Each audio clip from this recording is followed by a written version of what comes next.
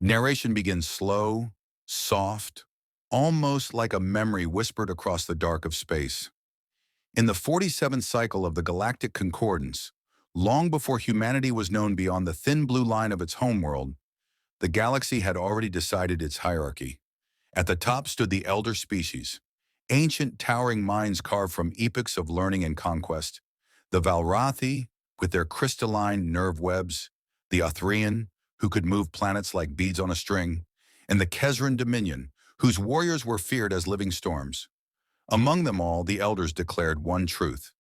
Primitive species may observe, they may trade, but they will not participate in war.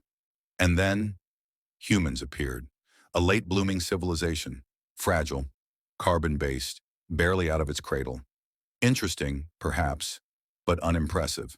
When Earth requested military entry into the Concordance Peace Guard, not to conquer, but to defend, the decision came swiftly. Humans, the elders wrote, are unfit for war. Their reasoning was simple. Humans lack natural armor. They lack claws, fangs, psionic shielding. Their lifespans were short, their bodies soft, their worlds inconsistent. To the elders, humanity was a species of dreamers, not warriors. And so the galaxy turned away. But stories have a way of bending around the truth, and some truths eventually ignite like stars. The first to truly observe humanity up close was archivist Thalen of the Uthrine. He had cataloged the rise and fall of 1,000 civilizations, and yet humans fascinated him more than he admitted. He wrote in his report, "Humans display an unusual stubbornness, not strength, not cunning, something else, something inefficient, something reckless. He watched them build colonies not on safe worlds, but on harsh ones, deserts, ice moons, worlds with storms that could peel the skin off a shuttle. He watched them argue, laugh, weep, fail, and start again. To Thalen, humanity looked like a paradox wrapped in warm blood and fragile bone. But in the Senate halls of the elders, the opinion was unanimous. They are sentimental, emotional, chaotic. Such creatures cannot wage war responsibly. Yet on the fringes of known space, the Kezran Dominion, a war state built on conquest and dominance, saw something very different. They saw weakness, they saw opportunity, they saw prey. And so quietly in the silence between stars, they came. Orion 7 was humanity's newest frontier colony, a rocky world with purple mountains, white deserts, and two moons hanging like twin lanterns in the sky. 23,000 settlers lived there, farmers, engineers, teachers, children. No military outpost, no defensive fleet, no elder species to protect them, because as the elders had declared, humans are not to be involved in war. But the Kezran Dominion did not care for decrees. They descended like iron thunder. Their warships blotted out the suns. Their landing crafts tore into the ground like spears. Soldiers marched across the plains in armor made of scaled plate and glowing veins. The colony sent distress signals. "This is Orion 7. We are under attack. We need support. Anyone, please." But the elders replied, "Humans were warned not to engage in hostile territories." And so the galaxy listened, as humans screamed for aid that would not come. But on Earth, far from the elders, far from the politics, the message reached one man, a soldier, a strategist, a quiet, steady presence with eyes that saw too much. Elias had fought in small conflicts on the edge of known space, earning a reputation as a man who could make miracles from chaos. And when he heard the distress call of Orion 7, he simply said, "Prep the fleet." His officers stared at him. "Sir, the elders forbade." "I know." "Then we'll be punished." Elias locked eyes with them. 23,000 lives, he said. "That's all that matters." The room fell silent. And then, human hands moved, buttons pressed, engines roared, a violation of elder law, a breach of interstellar protocol. But humanity had made its choice. The human task force launched with 17 ships, old, patched up, underpowered by elder standards, but held together by ingenuity and stubborn engineering. The flagship, the Horizon's Wake, was the heart of the fleet. As they left Earth's orbit, the stars streaking across their hulls, Elias gave a single order. We arrive silent. We strike hard. We protect the colony at all costs. On the bridge, an ensign whispered, "Sir, they say humans are unfit for war." Elias didn't even turn.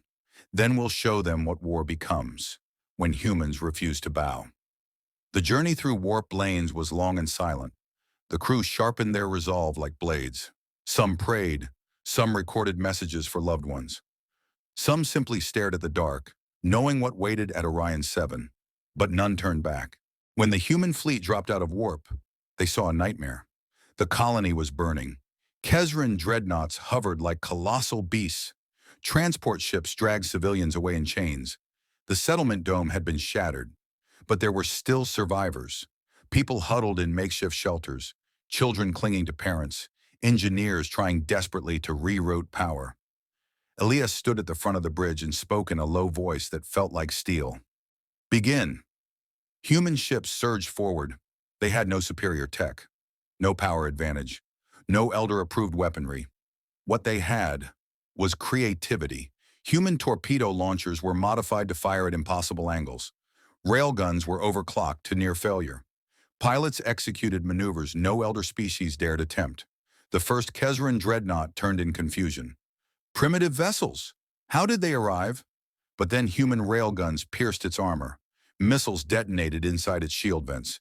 Its engines tore open like burning lungs. And the dreadnought fell. Elias whispered, "One star rewritten." The battle ignited like a cosmic storm. Archivist Thalen of the Athrene arrived only after the human assault had begun. He came to observe, not interfere, expecting to witness tragedy. Instead, he witnessed something else entirely. He saw humans fighting with a desperation that felt like fire given form. He saw them adapting in seconds, choosing actions no simulation would predict. He saw them protect civilians with their bodies, dragging wounded strangers through dust and smoke. And above all, he saw Commander Elias Rune's final gambit.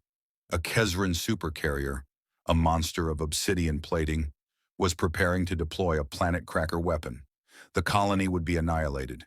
Human ships were too damaged to stop it. Unless, Elias issued one last command.